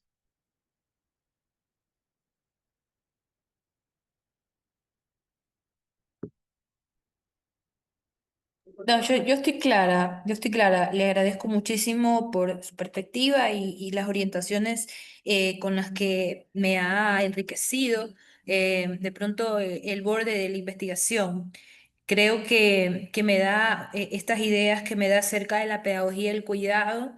Se acercan un poco a un modelo educativo inclusive que hay muy aplicado acá en nuestro país de la pedagogía del amor y se enlaza muchísimo con los ambientes de tutoría que se fomentan dentro de las instituciones educativas para dar cuidado a los estudiantes desde una perspectiva académica, pero también desde un aspecto más personal, ¿no? Y creo que esa más o menos es la línea por donde estoy acogiendo incluso las candidatas para la investigación, ¿no? Ha sido en el campo de la tutoría, ha sido en el campo del acercamiento, un poco en la parte emocional, en la parte afectiva, pero se ha ligado mucho con la academia porque ha sido desde la base de la academia que se despertó la necesidad, ¿no? Y me da muchísima luz con respecto a eso. Muchísimas gracias. Hola, profesor. Muchas gracias también. Para mí, incluso, con este tema de la pedagogía del cuidado, me parece que también voy a investigar un poquito por ahí, porque también trabajas con las memorias, con las narrativas de estos profesores en proceso de formación, me parece que es muy pertinente. Y pensar un poco también que la perspectiva que tengo y que trajo, eh, también me gustaría de hablar sobre la educación por la paz, ¿no?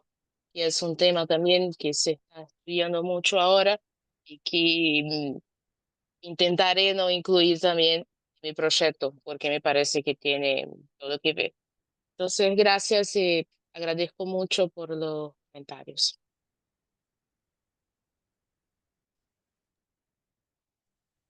Doctor, también de mi parte, agradecer y acoger las observaciones, no, no sienta culpa, como dice, entrometerse o dar su criterio, porque es básicamente para eso está, ¿no? Darnos la recomendación y creo que como a las tres compañeras nos habla un poquito más el campo y en el caso mío, pues me obliga más a leer el contexto de mi trabajo para poder resanar, ¿no? Y gracias por su apreciación.